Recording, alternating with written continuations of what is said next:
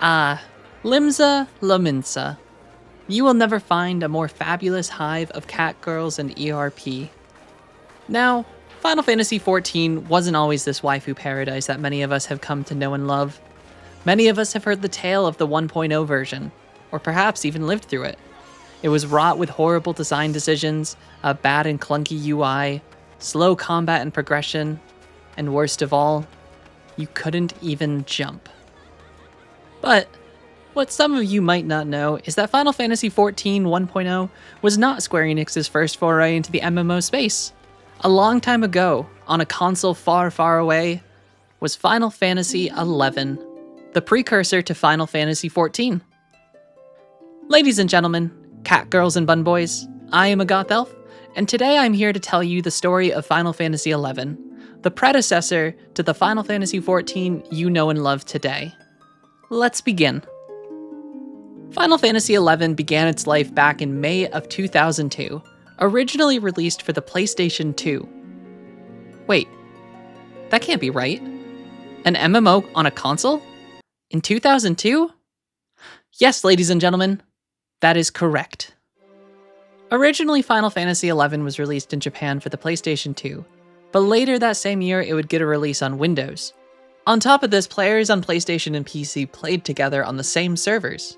In fact, Final Fantasy XI was the very first game to ever include crossplay between a console and PC. The following year of 2003, it would make its way to the West to positive reception. Those servers were not separated by region, meaning North American players picking it up on day one on the North American launch were pushed into a world already populated by experienced players from Japan, who had a year of grinding under their belt. Because of this, the new North American players had some catching up to do, which in this MMO is not an easy feat. Final Fantasy XI would also release on Xbox 360 in 2006 and remain active until 2016 when both the PlayStation 2 and Xbox 360 versions had their service shut down, with options for players to migrate their accounts to PC. Final Fantasy XI was also the last official online server for the PlayStation 2 to shut down, which marked an end of an era for Sony. But the most challenging aspect of playing Final Fantasy XI back in 2002 was connecting to the internet. This was the days of dial-up internet where a single phone call would shut off your internet. To make things more difficult, the original PlayStation 2 didn't actually come with a way to connect an Ethernet cable to the console for online play. Many people often wondered what this giant empty space that you store your oregano in was used for. Turns out, it was for this thing. This was a network expansion slot, which was bundled with some copies of Final Fantasy XI and allowed for users to actually connect to the internet. But before one plays Final Fantasy XI, even if you had connected to the internet, you had to defeat the first boss of the game. Play online. Back in the early 2000s, most games or companies tried to push launchers or overlays that were tied to their games on PC. This was meant to act as a hub for friends lists, messengers, minigames, news, and so much more. Nowadays, we have platforms like Steam or Battle.net, which work wonderfully, but things weren't always so good. Companies didn't really know how to do this well yet with the current technology, and if you wanted to play Final Fantasy XI, you had to get through Square Enix's launcher Play Online. This notoriously difficult to install launcher was the bane of many gamers in the early 2000s, and even remains one of the biggest hurdles to installing and playing the game today. So much so that Mr. Happy 1227 made a tutorial for this process only a year ago. And I definitely didn't need to use it. Ignore that red bar. But once you had the game installed and updated, you were ready to go. Now you know how I said this was the precursor to Final Fantasy XIV? Well, not only was it the precursor, but it also has directly influenced it to the point where some of the models in FF14 are taken directly from Final Fantasy XI. On top of that, many design decisions that set Final Fantasy XIV apart from its competitors started here. But before we talk about those, let's start with character creation, which should have some things you've seen before if you've played Final Fantasy XIV. Upon entering the character creator, you would get the choice of 5 different races presented in a very 2000 CGI catwalk sequence. You had the Humes, the Elvan, the Lalafels called Taru Taru, definitely not where she got her name from, the OG Final Fantasy cat girls called Mithra, and Galka, which were basically Rogadin with tails. I, of course, went with the best choice. Once you figured out what race you want to play, you could then pick a hairstyle, which was also your face, and your player size. One thing to note here, the male Mithra and female Galka are not playable. Lore-wise, the male Mithra stay in their homeland for reproduction, and Galka are only male and reproduce through some form of reincarnation. A Galka who is close to death will venture off on a journey, and sometime after, a child Galka will be found. Once your race was selected, you could then pick from one of the 6 starting jobs, and then which server you wanted to play on. After that, you had to make a choice that still divides the player base to this day. What city-state you want to be a citizen of. These choices were Sandoria, the homeland of the elves and brave knights, which used to be the dominant nation in Vana'diel, but has passed its days of glory after suffering a series of defeats to the younger nations of the realm. Bastok, the home to the Galka and Humes, which prides itself on technology and industry, and is the rising power due to, guns. They made guns. And finally, Windurst, a city that is home to the Taru Taru and Mithra, which is the crown of magic and scholarly pursuit. It also has the best music of any of the 3 cities. You can't prove me wrong.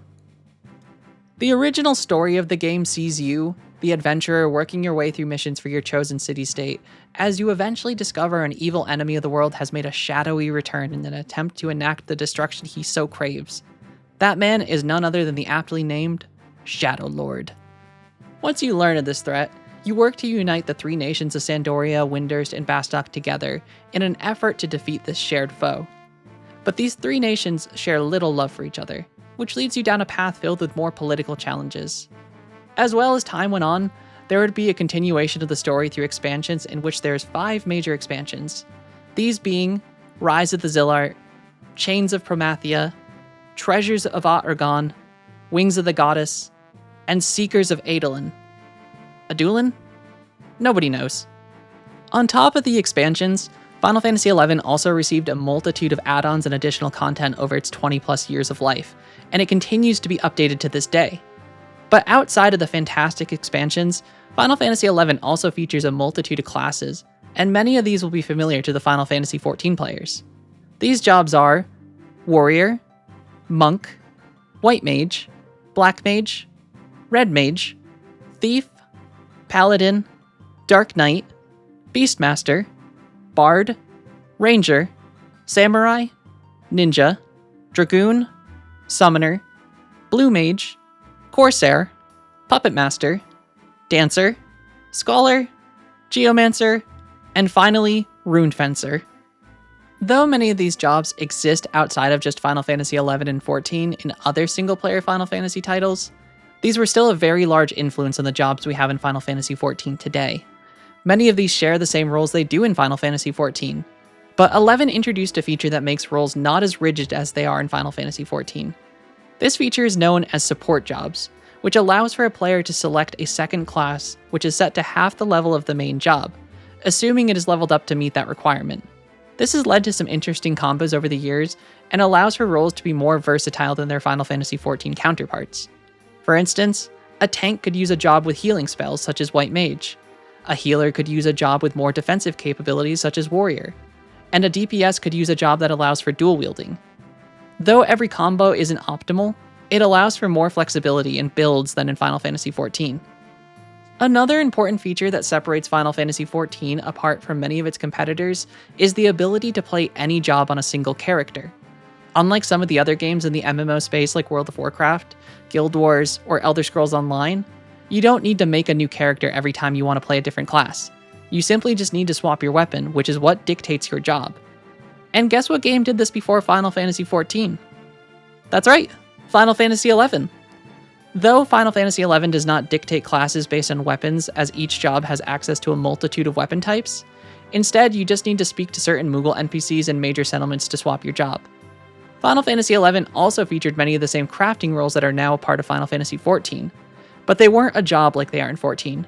Rather, you can simply perform a synthesis of an item assuming you have the required materials and skill. Outside of races, jobs, and crafting roles, Final Fantasy XI has also helped influence some of Final Fantasy XIV's quests and enemies.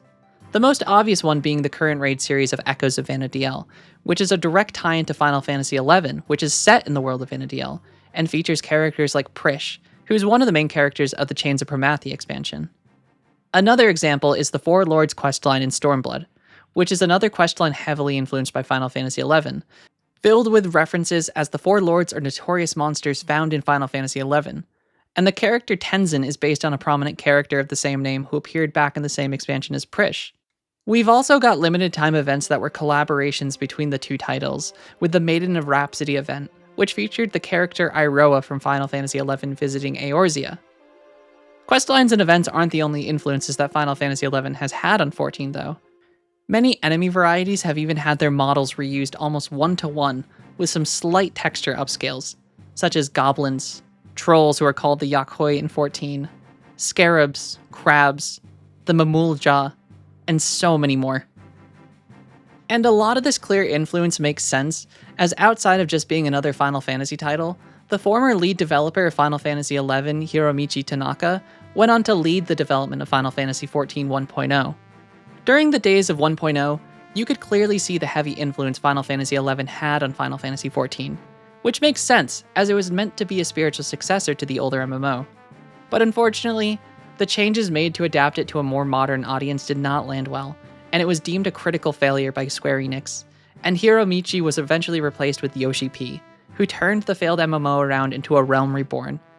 But the success of Final Fantasy XIV did not stop Final Fantasy XI from persisting. The older MMO has kept a steady player base over the years, with current estimates being somewhere around 100,000 active players. On top of just the base game, multiple versions of private servers have been launched to roll back the game to different eras of its development, as longtime players were not happy with the changes made to the game that aimed at making it more solo-friendly and less grindy. These private servers even have their own dedicated development teams that have added their own balance patches and changes to the game. As a new player to the game though, I found the changes made to the retail version to be incredibly helpful, as the actual gameplay of Final Fantasy XI is incredibly complex and difficult. The game itself features almost no tutorials outside of large text dumps, no guidance on quests, and no real explanation to combat mechanics. And much of the older content also required that you grouped up with people to complete it, but with the introduction of the trust system in 2014, that's no longer the case. And for the 14 players watching this is yet another system that would be introduced to Final Fantasy XIV in 2019, with the very same name. The trust system allows players to summon NPC companions to travel with them, and they assist in combat and help cover all the roles needed to complete most story content. There are a couple instances in the story that you will need players to help defeat a boss, but the community in this game is also one of the most friendly and welcoming MMO communities I have interacted with in years. Shouting in chat, asking for assistance, you are quickly met with a multitude of vets ready to offer their assistance without ever asking for anything in return.